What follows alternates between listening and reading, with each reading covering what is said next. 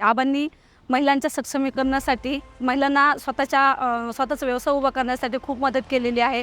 त्यांनी त्यासाठी लागणारं प्रोत्साहन आणि जी खंबीरपणे जी साथ असते ती आबांनी दिलेली।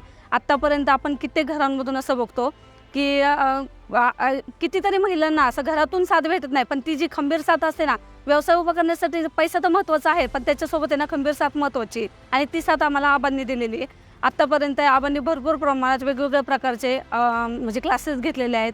आता सध्या ट्रेनिंगला असलेले मंगळसूत्र मेकिंग क्लास, नथ मेकिंग क्लास किंवा सेल्फ मेकअप क्लासेस, असे भरपूर विविध प्रकारचे क्लासेस आबांनी राबवले आहेत। आणि त्याच्यातून फायदा असा झाला की प्रत्येक महिलेने स्वतःचं काही ना काही अस्तित्व त्याच्यातून निर्माण केलेलं आहे।